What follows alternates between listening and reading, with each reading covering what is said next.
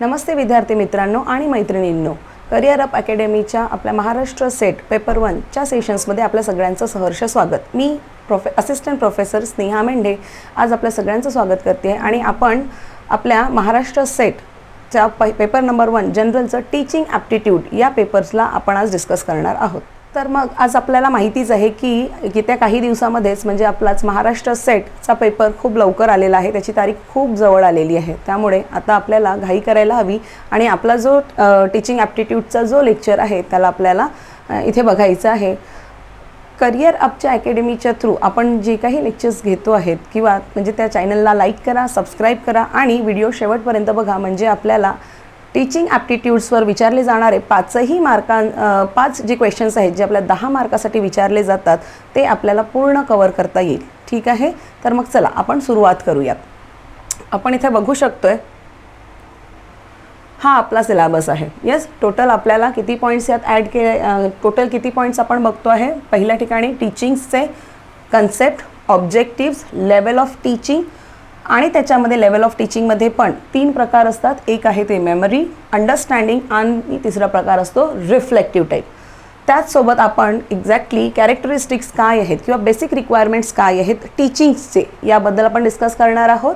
सोबतच आपण आपला दुसरा पॉईंट जो आहे लर्नर्स कॅरेक्टरिस्टिक्स, लर्नर्स कॅरेक्टरिस्टिक्समध्ये आपण काय काय बघणार आहोत की अकॉर्डिंग टू द ॲडल्संट आणि ॲडल्ट लर्नर्सचे कॅरेक्टर्स काय असतात, कशा संबंधात आहेत हे, अकॅडमिक संबंधात, सोशल संबंधात, इमोशनल्स आणि कॉग्नेटिव्ह, आणि प्रत्येकाचा इंडिव्हिज्युअल डिफरन्सेस कसा असतो, त्याचे इमोशनल थॉट्स, त्याचे पर्सनल थिंग्स कशा प्रकारे टीचिंग ॲप्टिट्यूड्समध्ये महत्त्वाचा रोल प्ले करतात तेही आपण या दुसऱ्या पार्ट्समध्ये बघणार आहोत। त्याच प्रकारे तिसरा पार्ट आहे आपला फॅक्टर्स अफेक्टिंग। ठीक, फॅक्टर्स अफेक्टिंगमध्ये आपण बघणार आहोत की टीचिंग रिलेटेड बघणार आहोत कुठले कुठले फॅक्टर्स टीचिंग रिलेटेड आपल्याला अफेक्ट करतात। जसे फॉर एक्झाम्पल एक आहे आपला टीचर, दुसरा आहे आपला लर्नर, तिसरा आहे की त्याला प्रोव्हाइड करणारे सपोर्टिंग मटेरियल्स कसे असतात, study materials in fact, instructional facilities, आणि next and most important is it's about the learning environment and yes of course it's a institutions. Okay, म्हणजे एक्झॅक्टली विद्यार्थी हा कुठल्या लर्निंग एन्व्हायरमेंट्समध्ये डेव्हलप होतो आहे, कुठल्या लर्निंग एन्व्हायरमेंट्समध्ये तो राहतो आहे, त्याच्यावरती तो फॅक्टर्स पण महत्त्वाचा रोल आपल्याला इथे प्ले करताना दिसतोय। त्याचप्रकारे या युनिटमध्ये आपण बघतोय की कुठल्या प्रकारच्या methods we have to use. Okay, methods of teaching in institutions of higher learning teacher centred. Okay, कुठले कुठले मेथड्स आपण यूज करणार आहोत जे टीचर सेंटर्डच्या सोबत आपल्या लर्नर सेंटर्ड असायला हवे। Okay, teacher centred versus learner centred methods असायला हवेत। The second thing is that की ऑफलाईन आणि ऑफलाईन मेथड्समध्ये काय फरक असतो। ऑनलाईन मेथड्समध्ये ज्या प्रकारे आपण बघतोय त्यामध्ये स्वयं, second thing is Swayamprabha, and the third one is it's about the move. Okay, या सगळ्यांवरचे क्वेश्चन्स जे आहेत, जर तुम्ही लास्ट 5 इयर्सचे जर आपण क्वेश्चन पेपर्स आपण डिस्कस करणार आहोत आणि त्यावर जर आपण बघितलं तर तुम्हाला लक्षात येईल की स्वयंप्रभा आणि मूव्हवरचे सगळेच क्वेश्चन्स आन्सर्स जे आहेत तेही आपण डिस्कस करणार आहोत। त्यामुळे कुणीही व्हिडिओ सोडून किंवा हा व्हिडिओ आपल्याला शेवटपर्यंत बघायचा आहे, कारण सगळ्यात महत्त्वाचे जे क्वेश्चन्स आहेत हे आपल्याला स्वयंप्रभा आणि मूव्हवरून तर एक ना एक क्वेश्चन्स यातला जरूर येणार आहे। त्याच the teaching support system. Okay, exactly teaching support सिस्टीममध्ये पण आपण ट्रेडिशनल टीचिंग मेथड कशी असते, मॉडर्न टीचिंग मेथड कशी आहे, आणि ICT information communication technology based questions किंवा ही जी सपोर्ट सिस्टीम आहे ही कशा प्रकारे काम करते हेही आपण या युनिटमध्ये बघणार आहोत। And the last and the most important thing is that it's a evaluation system. Okay, जर इव्हॅल्युएशन सिस्टीम्समध्ये जर आपण बघत असेल तर एलिमेंट्स अँड कुठले टाईप्स आहेत इव्हॅल्युएशन्सचे। सेकंड थिंग इज दॅट की इव्हॅल्युएशन्स जर आपण घेतोय तर इव्हॅल्युएशनमध्ये पण चॉईस बेस्ड क्रेडिट सिस्टीम, ठीक आहे, इन हायर एज्युकेशन त्यालाच आपण CPCS पॅटर्न पण म्हणतो। तर हा चॉईस बेस्ड क्रेडिट सिस्टीम काय असतो आणि याला कशा प्रकारे इम्प्लिमेंट केलं जातं आणि कशा प्रकारे याच्यावरचे इव्हॅल्युएशन्स केला जातो हे आपल्याला या युनिटमध्ये बघायचं आहे। त्याच प्रकारे computer based testing innovation in evaluation system, असा हा पूर्णपणे असा आपल्याला युनिट इथे करायचं आहे. So this teaching aptitude and hair is included the 1 2 3 4 5 6 divided into 6 parts. Okay, तर चला मग आपण सुरू करूयात आपल्या पहिल्या युनिटला, म्हणजेच टीचिंगच्या त्याचे कन्सेप्ट्स काय आहेत, त्याचे ऑब्जेक्टिव्ह लेवल्स काय आहेत, ऑब्जेक्टिव्स काय असणार आहेत आणि त्याच्या आपल्या लेवल्स कशा असणार आहेत. ठीक. Yes. Now, what is mean by a teaching? Teaching aptitude is an essential tool for the assessment of a teachers. Yes, काय आहे? ह्या एक essential tool आहे assessment of the teacher साठी. It is a mode of evaluating the performance of individual who wish to pursue the profession of a teaching. आणि महाराष्ट्र सेटचा आपला सगळ्यात महत्त्वाचं त्याच्या सिलेबसमध्ये हा टॉपिक इन्क्लूड करण्याचा उद्देशच ते आहे की एक्झॅक्टली एक आयडियल टीचर आपण कसं बनू शकतो आणि आपल्यात काय क्वालिटीज असायला हवेत हे या आपल्या ओव्हरऑल या युनिटमधनं आपल्याला समजतं आणि लक्षात येतो आहे. So what is mean by the it is a mode of evaluating the performance of individual who wish to pursue the profession of a teaching. ना exactly. Now what is the concept. इथून आता आपण आपला unit सुरू करतोय. What is the concept. This teaching, this word is derived from to teach. Okay, to teach means what's, to instruct. Teaching, this term is derived from a word to teach. Teach means to instruct. आपण कुणाला तरी instructions देतोय, आपण कुणाला तरी सांगतोय, त्याला संबोधन करतोय. So that's why the teaching is derived from to teach. शिकवतोय, टू इन्स्ट्रक्ट करतोय, त्याला एक डायरेक्शन्स आपण प्रोव्हाइड करून देतोय.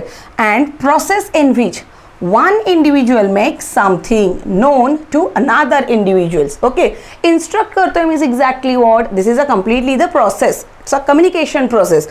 एक व्यक्ती जेव्हा आपले काहीतरी इन्स्ट्रक्ट करतोय त्यावेळेला दुसरा व्यक्ती त्याला ग्रास्प करतोय. Okay, it can be understand.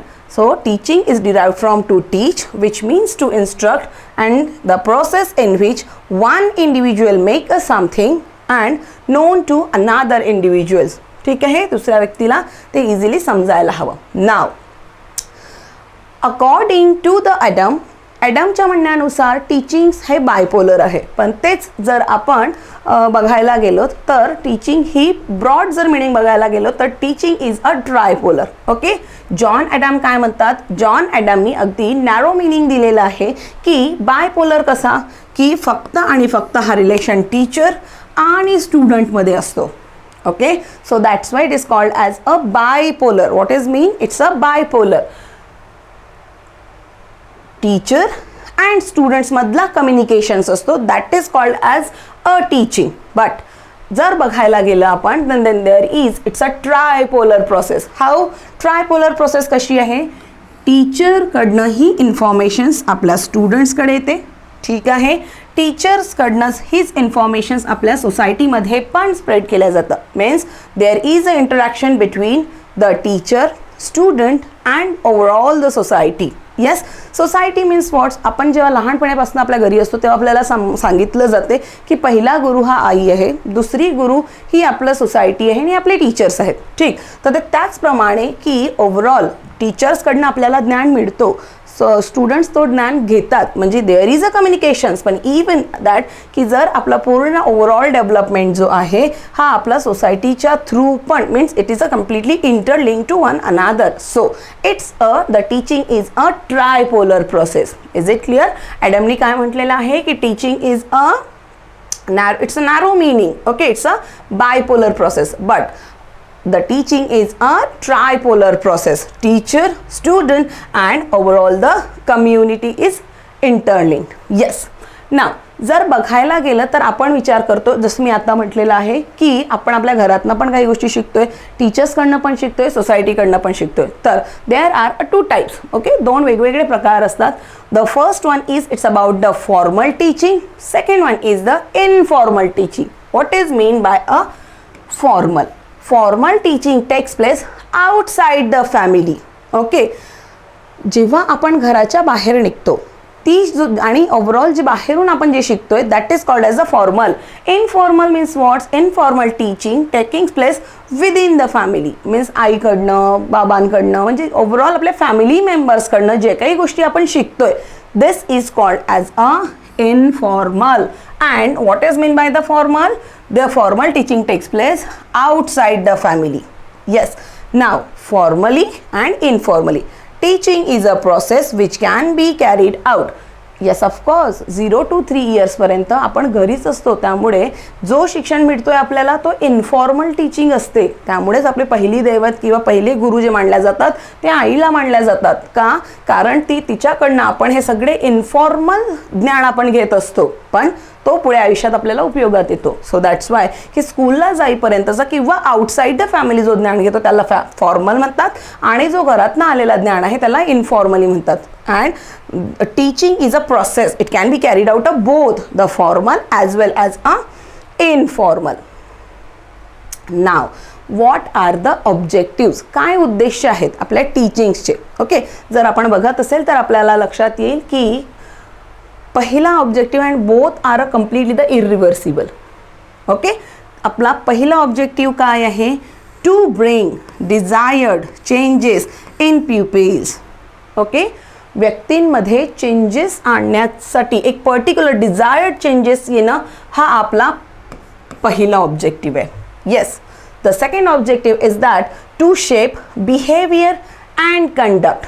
जो तुमचा बिहेवियर आहे त्याला एक प्रॉपरली शेप प्रोव्हाइड करणे, आणि तो जो शेप आपण दिलेला आहे तो कंडक्ट करणे, कॅरी फॉरवर्ड करणे. म्हणजेच याच्यामध्ये पण आपण गुड थिंग्सबद्दल आपण बोलतोय की जसं आपण म्हटलं जातं की स्कूलमधून येऊन मुलं हे ओल्या मातीचे असतात, त्यांना जसं टीचर घडवतो तो तसा घडतो. दॅट इज कॉल्ड ॲज की जो व्यक्ती आपला जो स्टुडंट आहे त्याच्या प्रत्येक गुणांना आपल्याला काय करायचं आहे? एक दिशा द्यायची आहे, एक शेप प्रोव्हाइड करायचा आहे, आणि अकॉर्डिंग टू दॅट आपल्याला त्याला पुढे घेऊन जायचं आहे. The third, acquisitions of the knowledge. Yes, it's a third objective.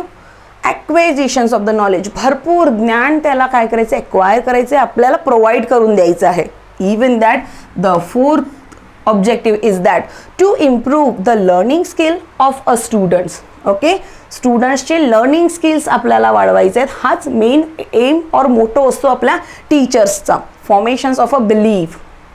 त्याला एक विश्वास द्यायचा आहे की yes he can do or she can do. And to provide a social efficient member of a society. आपल्या समाजामध्ये एक नागरिक, उत्तम नागरिक म्हणून आपल्याला त्याला पूर्णपणे डेव्हलप करायचं आहे. Means this is a completely the objectives की we have to bring or to provide a desired changes in peoples, to shape behavior and conduct. The third objective is that acquisitions of the knowledge. Fourth one is that to improve the learning skills of the students, formation of belief, and the fifth one is to provide a social and efficient member of the society. हे main objectives आहेत आपल्या टीचिंगचे. नाव टीचर्सचे गोल काय असायला हवेत? Okay, goals का गरजेचे आहेत? तर महत्त्वाचं जेव्हा आपण विचार करतोय, if we have to discuss about the goals, then there are 5 different goals are there. Okay, जे आत्ता आपण बोललो ऑब्जेक्टिव्सबद्दल, त्या ऑब्जेक्टिव्सच्याच सोबत आपण यांना काय करतोय? याला इंटरलिंक करतोय. म्हणजे these are the objective and this is about are goals. आपले ऑब्जेक्टिव्हच हे आपले गोल्स असायला हवेत. टीचिंगचा गोल काय असायला हवा? की पहिलं हे these are the goals. Teaching, conditioning, to provide a training, to give the instruction, एक पर्टिक्युलर दिशा देणं, त्याला घडवणं, हे आपलं काम आहे.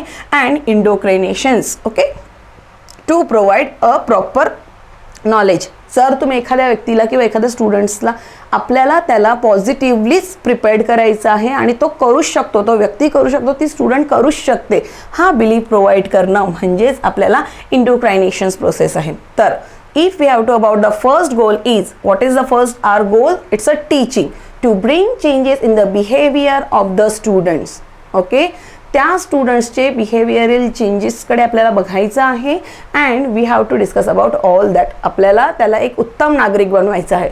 Second, conditioning, to improve the learning skill of the students. स्टुडंट्सचे लर्निंग स्किल्सला आपल्याला उत्तमरित्या वाढवायचं आहे. ट्रेनिंग देऊन आपल्याला काय करायचं आहे? Shaping behaviour and we have to conduct. Okay, एखादी व्यक्ती, एखादी विद्यार्थी आहे जो खूप हाय लेवल म्हणजे त्याचा IQ आहे, then you have to provide, you have to, तुम्हाला तशा प्रकारचं नॉलेज त्याला देणं महत्त्वाचं आहे. तेव्हा तेवढं त्याला त्याच्याकडनं तेवढं ट्रेन त्याला करणं महत्त्वाचं आहे. मीन्स त्याचा जो बिहेवियर आहे त्याला एक दिशा मिळेल, त्याला एक आपण शेप प्रोव्हाइड करू शकू आणि त्याचा नॉलेज जो आहे तो त्याला पुढे त्याच्या आयुष्यामध्ये इन फ्युचर्स तो त्याला युटिलायझेशन्स करू शकेल, तो कंडक्ट करू शकेल.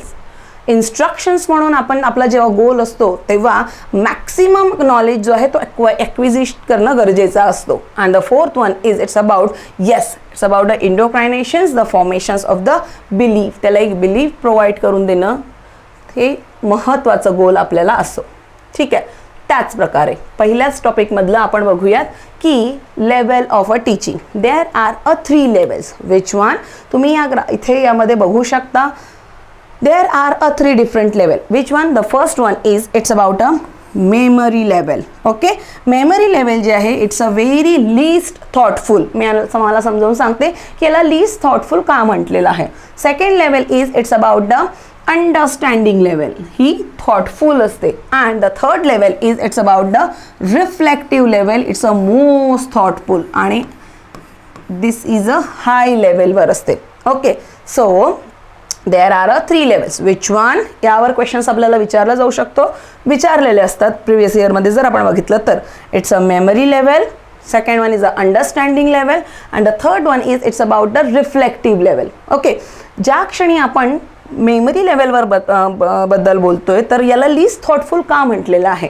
यामध्ये जेव्हा आपण लहान मुलांना बघतो यामध्ये जसं मेमरी लेवलची टीचिंग्समध्ये आपल्याला लक्षात येईल की it's a first level of teaching.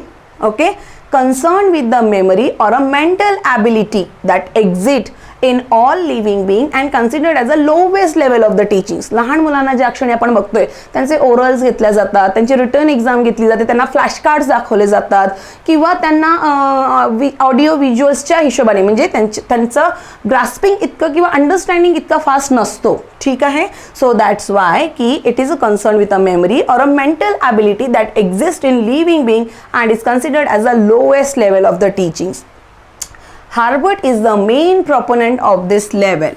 Okay, memory levels च्या बद्दल Herbert is the main proponent of this level. It induces the habit of the rote memorization of fact and bits of the informations. Here the teaching learning process is basically to stimulate stimulus and responses. Here okay, stimulus and responses means what's की आपण जे flash cards मुलांना दाखवतो, A for apple, B for ball, basic लेवलचं teaching असतं जे easily आपण visualise करू शकतो, जे इझिली ऐकून आपल्याला लहान मुलांना करतो. जे मेमरी बेस्ड असते ते अंडरस्टँड नाही करू शकत, त्यांची कॅपॅसिटी जी आहे ती इतकी फास्ट किंवा हाय नसते. म्हणजे सुरुवातीच्या लेवलला जे आपल्याला शिकवलं जातं this is called as a memory level of the teaching. The evaluation system mainly includes. जर आपण म्हणतोय की हा लिस्ट लेवलचा टीचिंग मेथड आहे तर यामध्ये इव्हॅल्युएशन्स कशा प्रकारे केल्या जातात तर here is the evaluation system mainly include it's a oral, written and essay type examinations जे त्यांना टीचर्स त्यांना सांगणार आणि ते फक्त लर्न करणार. ठीक आहे. त्यांना अंडरस्टँड करायचं नाही आहे आणि त्यांना कुठल्याही प्रकारचं खूप जास्ती विचार करायचा नाही आहे. It's a very basic and it's a first level of the teaching. Okay, लक्षात आलंय. It's a first level of teaching. Herbart is the main proponent of this level आणि याच्यामध्ये इव्हॉल्युशन्स कसं केलं जातं, oral, written and the essay type of the examination. Now second level of teaching is it's about the understanding level of the teaching. ठीक आहे. हा जो आहे हा आपला सेकंड पार्ट आहे टीचिंगचा आणि यात आपल्याला कळेल की this is called as a thoughtful. पहिल्यांदा आपण काय केलंय, इट्स अ लिस्ट थॉटफुल. खूप विचार करण्यासारखं नाहीये, याच्यामध्ये तुमची वैचारिक क्षमता महत्त्वाची आहे. ठीक आहे. तुम्ही अंडरस्टँड करू शकता, तुम्ही थॉट करू शकता. You have to create that thought. Okay, so the understanding teaching level is the thoughtful. It is also called as a ULT, understanding level of the teaching. The second and thoughtful level of teaching is and it's a understanding level of teaching.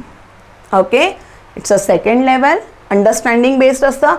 This level is concerned with understanding something to perceive the meaning, grasp the idea and comprehend the meaning. याच्यामध्ये काय काय आलंय आपल्याला, meanings, grasping the idea and जे तुम्हाला लक्षात आलेलं आहे त्याच्याबद्दल त्याची उकल काढणे. ठीक आहे.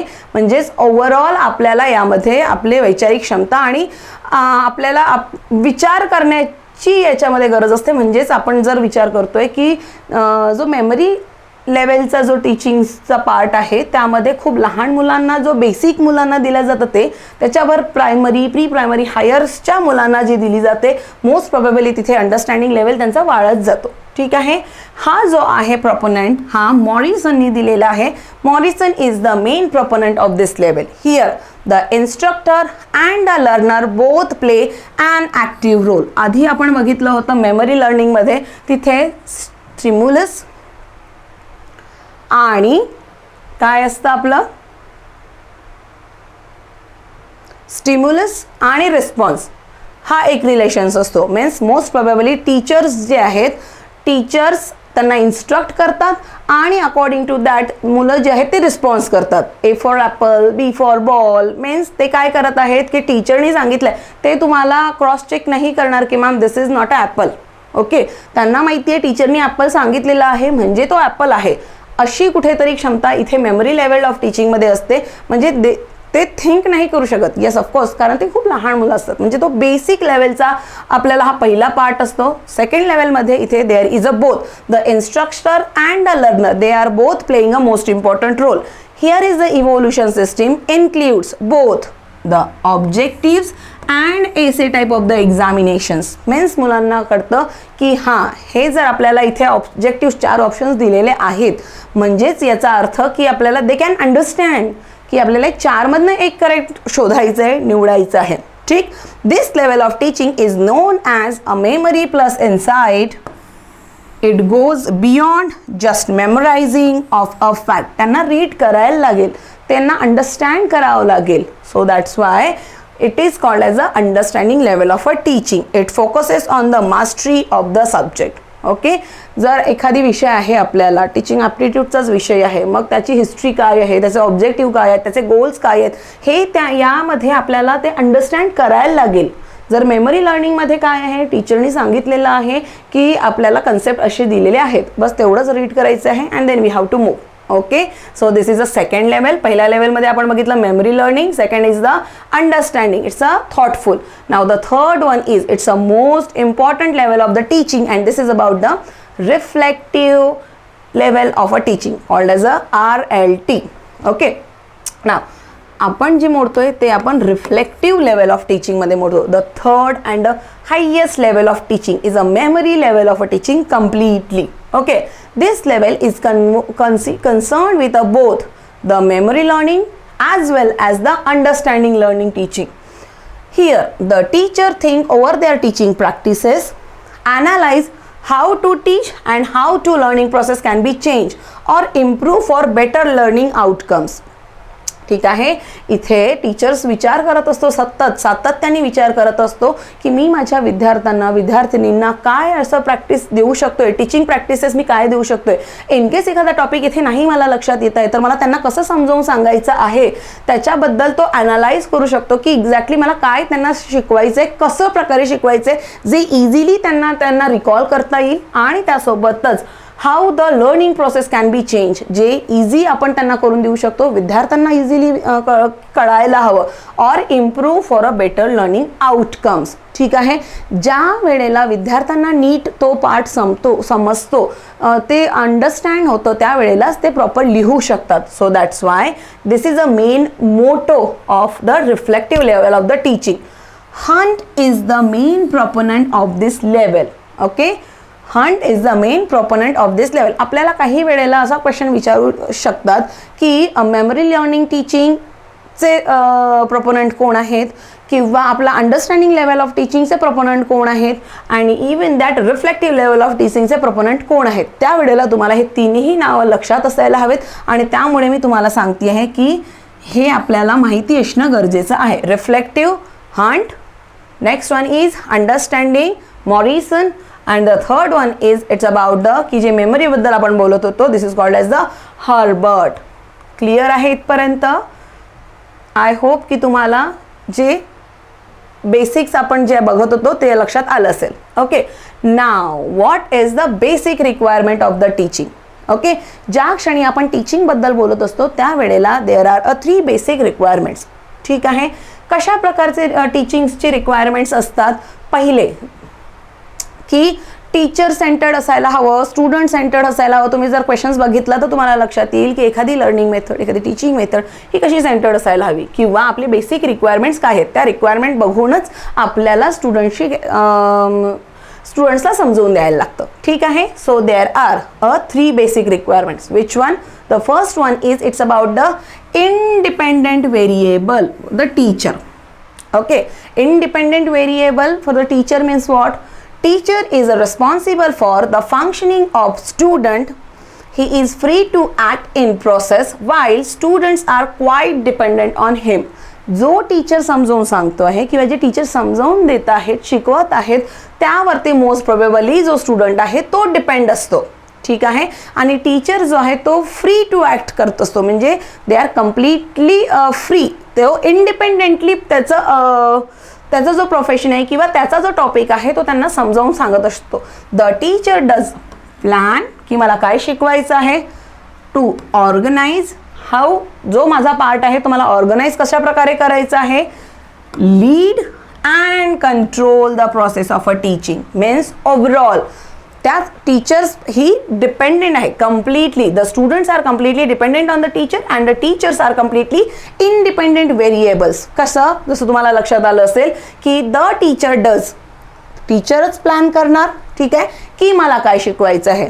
तो जो प्लॅन केलेला आहे त्या डेटाला प्रॉपरली ऑर्गनाइज करणार, लीड करणार, शिकवायला घेणार, and control the process of a teaching. Means this is a complete process of a teaching and so that's why it is called as the independent variable for the teacher. Okay, यहाँ पे इथे काय झालेलं आहे, students are quietly dependent to the teacher. Second requirement, dependent variable students.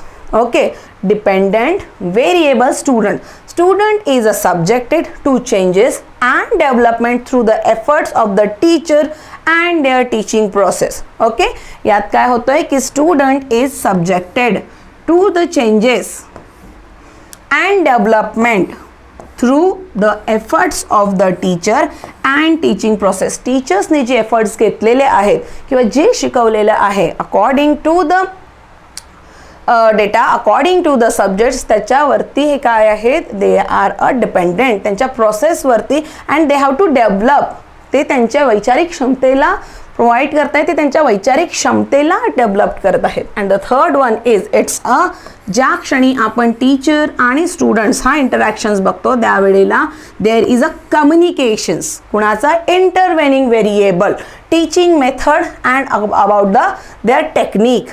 There is a need for desirable interaction between the dependent and the independent variable to achieve the goal of the teaching. The content of teaching method and technique, tactics and strategical management of the instructional material and their teaching environment. Okay, काय आहे इथे? It's a completely the intervening variable of teaching regarding their methods as well as their technique. Okay, so these are a 3 basic requirement. The first one is it's about the independent variable teacher. Second one is it's about the dependent variable student, and here is the third one is it's about the intervening variable, included a teaching method and which types of the techniques they have to used. Is it clear? यामध्ये आपण बघू शकतो की जी need for desirable interactions, student communications असणं महत्त्वाचं आहे. Interactions कुणामध्ये असणं गरजेचं आहे? स्टुडंट्स अँड टीचर्समध्ये इंटरॅक्शन्स, मतलब मोनोपोली नसायला हवा. हा काय असायला हवा आपल्याला बाय मोनोपोली नसावी. तर ही दोन्हीही डायरेक्शन्सनी, म्हणजे फक्त शिक्षक शिकवतोय आणि आपण फक्तच बघतोय, तर इथे गंमत येणार नाही आपल्याला. So that's why it's a interaction between the both. Okay, so आपण इथपर्यंत आज आपण बघितलेलं आहोत. The next is it's about the learner characteristics. हा आपला या युनिटचा दुसरा टॉपिक आहे. तर आज आपण इथेच थांबतो आहे. ओव्हरऑल जर मी थोडासा रिवाइज जर करायला घेतला तर तुम्हाला लक्षात येईल की आपण काय काय बघितलेलं आहे. ओव्हरऑल याच्यामध्ये आपण बघितलेलं आहे की इंट्रोडक्शन्सचा पार्ट बघितलेला आहे, बेसिक्स कन्सेप्ट्स काय आहेत ते आपण बघितलेले आहेत, आपले ऑब्जेक्टिव्स काय आहेत, लेवल्स ऑफ टीचिंग, त्यामध्ये 3 लेवल्स बघितलेत, memory level teaching, understanding level of teaching and the third one is it's about the reflective teaching. त्याचसोबत आपण कॅरेक्टरिस्टिक्स आणि बेसिक रिक्वायरमेंट्स जे आहेत ते सुद्धा आपण बघितलेले आहोत. तर नक्कीच आपण उद्या नेक्स्ट लेक्चर्समध्ये आपण याचा दुसरा पार्ट जो आहे ॲडल्टसन आणि ॲडल्ट लर्नरचे कॅरेक्टरिस्टिक्स काय आहेत हे आपण उद्या नक्की बघूया. So thank you so much, keep going and wish you all the best.